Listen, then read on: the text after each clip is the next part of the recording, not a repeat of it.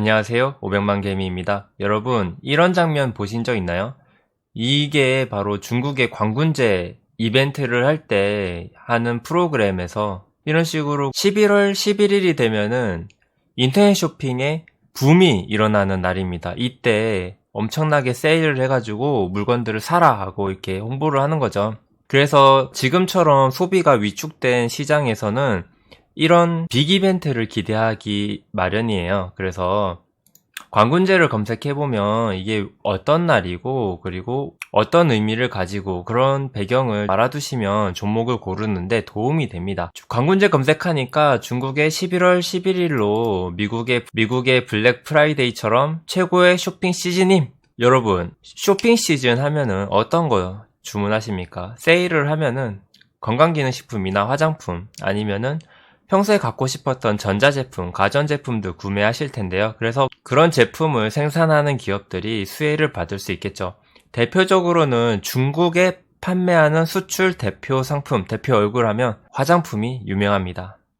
화장품은 근데 어떤 일이 있었나요? 바로 사드 갈등으로 인해서 주가가 보시면은 15년도 고점을 기준으로 엄청나게 하락의 길을 걸었죠. 근데 이평선이 하락 추세를 꺾고 횡보세에 들어갔습니다. 그러면 뭐가 나와야 돼요? 이 횡보세를 돌파하는 흐름이 나와서 새로운 고점을 만들어내고 추세를 만들어내야 됩니다.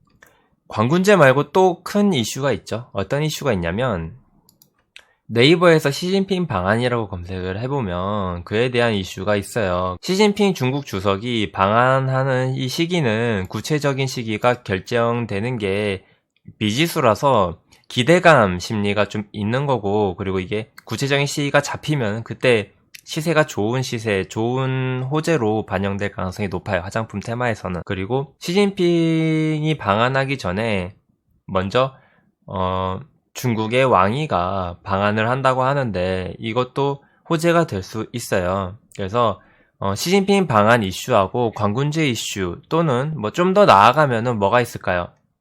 미국의 추수감사절 블랙 프라이데이 11월 27일 전후에서 기대를 하거나 미국의 블랙 프라이데이 관련해서 11월 달에 우리나라도 이런 쇼핑 시즌을 만들었죠.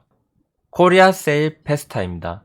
오는 11월 1일부터 15일까지 2주간 열릴 거라고 하는데 이때 위축됐던 내수 시장을 소비 촉진을 하겠다라고 정부에서 밀고 있어요. 정부 정책과 함께 엮이면 테마주는 움직이기 마련이겠죠. 아모레퍼시픽으로 돌아와서 차트를 볼게요. 일봉으로 보면은 18년도부터 가졌던 이 횡보상의 가격에 있는데 지금 중심선이 20만원 정도라고 보면은 16만 9천원에 오늘 종가를 마감을 해서 횡보상의 저점에 가까운 부분이다. 그래서 차트로는 매집을 해볼 만한 구간이긴 합니다. 매집하라는 얘기는 아니고 공부를 한번 해볼 거예요. 자, 어떤 공부를 하냐면은 자, 재료가 뭐가 있어요. 잘 정리해서 관점을 만들어 보실 거예요. 어떻게 관점을 만드냐면 관점을 정리 한번 해봅시다. 자, 첫 번째 관점. 중국의 광군제 11월 11일. 자, 아모레퍼시픽 11월 11일 작년 차트를 보죠. 보통은 주가가 앞으로 있을 호재를 선반영하고 그 앞으로 있을 호재에 대한 기대감으로 주가가 움직인다. OX? 정답은 O입니다. 그러면은 11월 11일이면은 한 달이 넘게 남았어요. 그죠? 작년 차트를 보면은 이때죠. 자, 11월 11일이 여기입니다. 자, 광군제를 앞두고 주가가 우상향이 나와요. 가까워질수록 이슈가 되면서 급등을 하죠. 그리고 재료가 소멸된다. 광군제가 됐을 때 재료가 소멸돼서 주가가 떨어졌다. 근데 이 주가가 이때 떨어진 걸로 끝나는 게 아니고 어느 정도 수급이 뒷받침돼서 더 올랐다. 근데 자, 첫 번째 관점 광군제로 봤을 때 광군제가 오기 전에 일정한 주가 상승을 목표로 봐야겠죠. 왜냐면 이런 하락은 위험할 수 있잖아요. 그죠?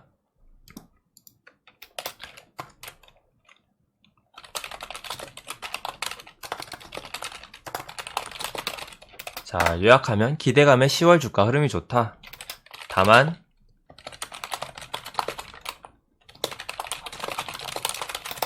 11월 11일 당일 흐름은 소멸 분위기이기 때문에 주가가 뭐 급등한다거나 그런 거는 없더라. 두 번째, 코세페.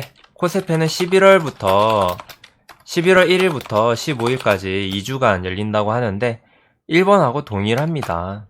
그리고 세 번째, 시진핑 방한. 시진핑 방한이 왜 중요하겠어요? 주석이 방한을 했을 때 어떤 일을 벌일 수 있을까요? 중국의 관광 재개라든지 한국 상품이 중국의 홈쇼핑에 판매를 할 수가 있거나 아니면 한국 상품이 중국의 각종 판매 사이트에 게시가 되고 광고를 할 수 있고 그거에 대한 진입장벽이 바뀌는 겁니다. 사드 갈등으로 인해서 이 우리나라 수출 대표 상품들이 중국 홈쇼핑이나 인터넷 쇼핑몰에서 내려갔어요. 상품을 광고하기가 쉽지가 않았던 거죠. 그러면 중국이 뭐 한국 제품 소비를 원해요. 그러면 어떻게 해야 돼요? 왕서방 이런 사람들이 그러니까 그 보따리짐을 이렇게 해가지고 한국에서 제품들을 사가지고 잔뜩 사서 보따리에다 실어가지고 가서 중국에서 파는 거죠. 그래서 그걸 보따리상이라고 하는데 그런 식으로 판매를 하니까 인터넷에서 소비자가 원할 때 바로 팔아주는 거랑 차이가 있잖아요. 그런 것 때문에 아무래도 시진핑이 방안을 해서 이 부분을 좀 해결해주고 그리고 앞으로 한국 상품이 중국에 판매를 할 때 수출이나 마케팅에 대한 부분에 악재가 해소가 되길 바라는 기대감이 있는 겁니다. 시진핑 방한하면 어떤 기업들이 좋냐면 화장품주 그리고 뭐 전자제품주 아니면 여행상품주 이런 기업들이 좋을 텐데 아무래도 시국이 시국이다 보니까 여행상품은 정말 힘들 것 같아요. 화장품도 외출 횟수가 줄어듦으로 인해서 아무래도 타격을 받을 수밖에 없어요. 그래서 아무래퍼시피 실적을 보면은 올해 전년 대비 매출액이 17% 감소, 영업이익이 마이너스 55% 이런 식으로 아주 어려운 업황을 지나가고 있다고 봅니다. 근데 대기업들은 턴어라운드 시점에서 역발상 투자의 기본이에요. 제일 대표적으로 실적이 저점에서 딱 턴어라운드에서 미래 실적은 상향될 것이다 라고 전망하는 기업이 대표적으로 뭐가 있나요? 지금 가장 주목받는 것 LG 디스플레이입니다. LG 디스플레이 살펴보면은 딱 올해까지만 적자를 내고 내년부터 흑자를 내겠다 라고 발표한 게 올해 초예요. 올해 초부터 주가가 어떻게 변했습니까? 물론 코로나 타격도 있었지만 9,000원, 만원 했던 주가가 17,000원까지 올랐고 지금도 우상향 추세를 유지하려고 합니다. 왜?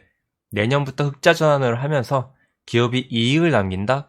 이 턴어라운드를 배경으로 어디까지 기업이 성장할 수 있을까? 그거를 사람들이 분석을 하고 그거에 대한 기대감으로 그거에 맞는 밸류에이션이 새로 정립이 되는 겁니다. 기업이 언젠간 성장을 할 텐데 그 언제가 어느 부분이냐? 바로 소비의 변화인데 LG 디스플레이가 OLED 시장의 소비 변화를 성공시켰다라는 관점이 요새 관측이 되는 거예요. 과거에는 LCD, LED 기업으로서의 주가를 만들어 나갔다면, 밸류에이션을 만들어 나갔다면 앞으로 2021년부터 턴어라운드가 되고 OLED 기업으로서 밸류에이션이 새로 정립이 되는 구간이다. 그렇게 보시면 LG 디스플레이가 앞으로 얼마나 올라갈지 기대가 되는 기업으로 볼 수 있는 겁니다. 지금 코로나 때 만원이었던 기업이 지금 17,000원인데 비싸다 안 들어간다. 차트도 많이 올랐다라고 생각하시면 안 되는 거예요. 기업은 밸류에이션에 맞게 주가가 움직이는 거지 당장 오늘 올랐고 지난달에 많이 올랐고 그렇다고 해서 못 올라간다? 그거는 아닙니다. 그래서 공부를 좀 해보시는 게 도움이 되실 것 같아요.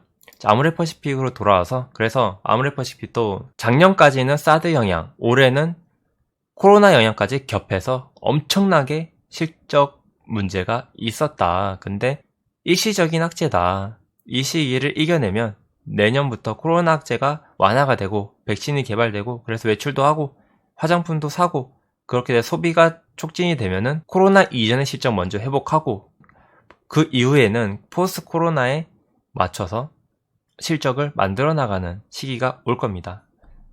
단기적으로 최신 트렌드 점검을 한번 해보세요.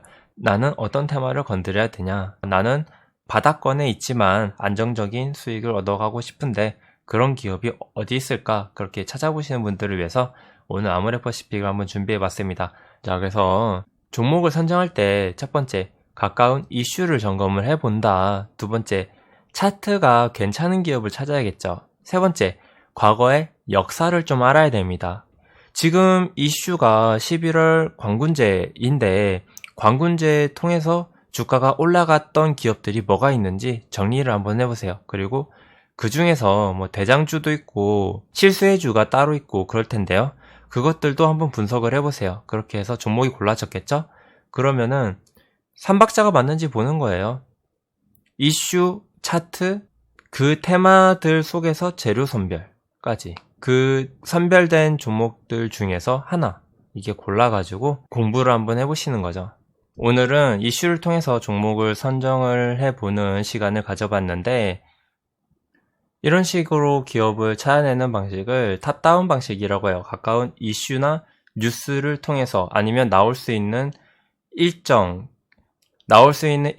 통한 이슈를 분석을 하고 거기서 관련된 테마들을 찾고 그 테마 안에서 종목들을 찾고 종목들을 찾는 방법에는 여러 가지가 있죠. 기업의 내용이나 차트 이런 것들을 통해서 기업을 선정을 하는 것까지 높은 데서 아래로 내려오는 탑다운 방식이라고 하는데 이런 방식을 단타하는 사람들은 뭐 그렇게 좋은 방식은 아니에요. 보통 스윙을 전공으로 공부하시는 분들이 많이 찾으시는 방법인데 한번 오늘 내용 살펴보시고 본인만의 종목 선별 방법을 찾아보시는 것도 좋은 것 같습니다. 자, 오늘 방송 여기까지 하겠습니다. 오늘도 시청해주셔서 감사합니다. 500만 개미였습니다.